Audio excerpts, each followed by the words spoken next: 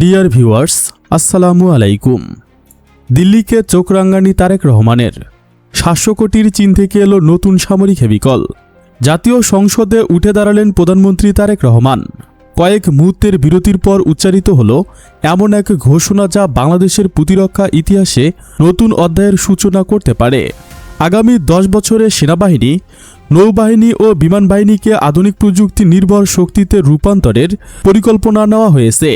আলোচনায় উঠে এসেছে শুধু সেনাবাহিনীর আধুনিকায়নের জন্য প্রায় $7 বিলিয়ন একটি প্রকল্প বিবেচনায় রয়েছে।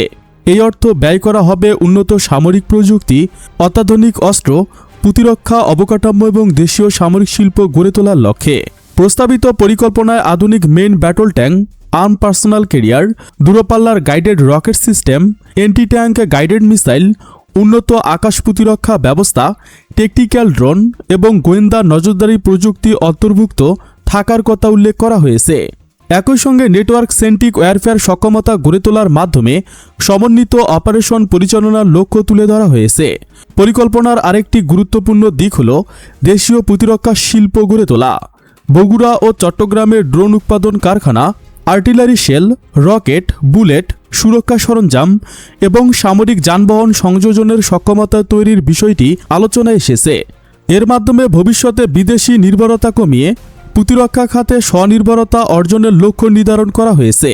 বিমান বাহিনীর জন্য আধুনিক মাল্টিরোল যুদ্ধবিমান, দূরপাল্লার রাডার ও সমন্বিত আকাশ প্রতিরক্ষা ব্যবস্থা যুক্ত করার পরিকল্পনার কথাও বলা হয়েছে প্রকল্পে। অন্যদিকে নৌবাহিনীর জন্য আধুনিক frigate, corvette, offshore patrol vessel, submarine এবং সামরিক নজরদারি সক্ষমতা বৃদ্ধির উদ্যোগের বিষয়টি উল্লেখ করা হয়েছে। পাশাপাশি ভবিষ্যতে কিছু যুদ্ধজাহাজ দেশীয় সিপাহীদের নির্মাণের লক্ষ্য আলোচনা করা হয়েছে। তবে এই পরিকল্পনার সঙ্গে সংশ্লিষ্ট অনেক দাবি, বিশেষ করে নির্দিষ্ট বাজেট, অস্ত্র ক্রয়, বিদেশি সরবরাহকারী দেশ, গোয়েন্দা সক্ষমতা কিংবা প্রতিবেশী দেশকে ঘিরে বিভিন্ন কৌশলগত বিশ্লেষণ এখনও স্বাধীনভাবে নিশ্চিত এবং সরকারি নথির মাধ্যমে যাচাই করা হয়নি। তাই এসব বিষয়কে নিশ্চিত তথ্য হিসেবে নয়, বরং আলোচনায় উত্থাপিত দাবি হিসেবে বিবেচনা করা উচিত। বিশ্লেষকদের মতে প্রতিরক্ষা আধুনিকায়নের যে কোনো দেশের সার্বভৌমত্ব নিরাপত্তার একটি গুরুত্বপূর্ণ অংশ। তবে এ ধরনের উদ্যোগের সফল বাস্তবায়ন নির্ভর করে অর্থনৈতিক সক্ষমতা, দীর্ঘমেয়াদী পরিকল্পনা, প্রযুক্তিগত দক্ষতা, কূটনৈতিক ভারসাম্য এবং আঞ্চলিক স্থিতিশীলতা বজায় রাখার উপর। ফলে ভবিষ্যতে এ বিষয়ে সরকারের আনুষ্ঠানিক ঘোষণা, বাজেট বরাদ্দ এবং বাস্তবায়নের অগ্রগতি স্পষ্ট হলে প্রকল্পটির প্রকৃত পরিধি ও প্রভাব সম্পর্কে আরও নির্ভুল মূল্যায়ন করা সম্ভব হবে। এদিকে চীন থেকে বাংলাদেশে এলো নতুন হেভিকল, সেনাবাহিনীর নতুন শক্তি। আপনারা জেনে আনন্দিত হবেন, চীনের তৈরি নরিনকো অল্টেনেনের হেভিকল টিএভি টেস্ট ট্রায়াল করেছে বাংলাদেশ সেনাবাহিনী।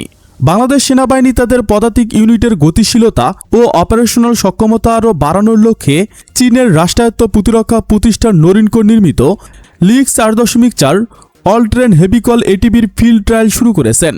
প্রকাশিত নথি অনুযায়ী দাবি করা হয়েছে, ঢাকাভিত্তিক গোল্ডেন ট্রেড ইন্টারন্যাশনাল লিমিটেডের মাধ্যমে পরীক্ষামূলকভাবে এটিবি চীন থেকে দেশে আনা হয়েছে এবং বর্তমানে সেটি কারিগরি মূল্যায়ন ও ফিল্ড ট্রায়ালের মধ্য দিয়ে যাচ্ছে। এই পরীক্ষার ফলাফলের ভিত্তিতে ভবিষ্যতে এই যানটি বাংলাদেশ সেনাবাহিনীর বহরে অন্তর্ভুক্ত করা হবে। সেনাবাহিনীর পরিকল্পনা অনুযায়ী দুর্গম ও প্রতিকূল ভূখণ্ড দ্রুত সেনা পরিবহন, সীমান্ত টহল, রিকগনাইজেশন, যুদ্ধকালীন সহায়তা এবং লজিস্টিক অপারেশন সক্ষমতা বাড়াতে পদাতিক ব্যাটালিয়নগুলোতে অল ট্রেন হেভিকল যুক্ত করার বিষয়টি বিবেচনায় রয়েছে। আধুনিক যুদ্ধক্ষেত্রে এ ধরনের যানবাহন দ্রুত মোতায়েন, কঠিন ভূখণ্ডে কার্যকর পরিচালনার জন্য গুরুত্বপূর্ণ ভূমিকা পালন করে এবং এসব হেভিকলকে হেলিকপ্টারের মাধ্যমে একই স্থান থেকে অন্য স্থানে পরিবহন করা যায় সহজেই। সেনাপ্রধান general Wakeruzzaman army ordinance depot পরিদর্শন করে ট্রায়ালরত লিংস এটিভি যানটি সরেজমিনে পরিদর্শন করেন বলে জানা গেছে। তার এই পরিদর্শন সম্ভাব্য ভবিষ্যৎ ক্রয় প্রক্রিয়ার প্রতি সেনাবাহিনীর উচ্চ পর্যায়ের গুরুত্বকে নির্দেশ করে। পরীক্ষাধীন এই প্ল্যাটফর্মটির একটি উল্লেখযোগ্য বৈশিষ্ট্য হল এতে অটোমেটিক গ্রেনেড লঞ্চার এবং মেশিন গান স্থাপনের ব্যবস্থা রয়েছে। ফলে এটি শুধুমাত্র সৈন্য পরিবহনের জন্য নয়, প্রয়োজনে হালকা ফায়ার সাপোর্ট যান হিসেবেও ব্যবহারের সুযোগ রয়েছে। এছাড়া চীনারা 2023 সালে এই যানটি থেকে 4 টিউব লয়টারিং মিউনিশন লঞ্চারেরও পরীক্ষা চালিয়েছেন। বাংলাদেশের বন্ধু দেশের সাহায্যে শক্তিশালী অস্ত্র তৈরি হচ্ছে দেশেই। স্বনির্ভর সমরাস্ত্র শিল্প গড়ে তোলার জন্য সেনাবাহিনী ব্যাপক আকারে গোলাবারুদ তৈরির নোটিশ জারি করেছে। দেশে গোলাবারুদ উৎপাদনের নতুন করে 60টি প্রোডাকশন লাইন চালু করার কার্যক্রম চলমান রয়েছে। বিদেশি বন্ধু দেশের সহায়তায় এই নতুন 60টি প্রোডাকশন লাইন চালু করার জন্য এক্সপেকটেশন অফ ইন্টারেস্ট ইস্যু চালু করা হয়েছে। এর মধ্যে রয়েছে ভিজিট হাই এক্সক্লুসিভ গ্রেনেড তৈরির জন্য নতুন একটি প্রোডাকশন লাইন চালু হচ্ছে। এই ফ্যাসিলিটিতে প্রতি বছর সর্বনিম্ন 5 লাখ ইউনিট গ্রেনেড উৎপাদনের চাহিদা চাওয়া হয়েছে। এই প্রোডাকশন লাইন তৈরির টেন্ডারের অংশ হতে পারবে ইউএস, ফ্রান্স, তুরস্ক, স্পেন, চায়না এবং সাবিয়া।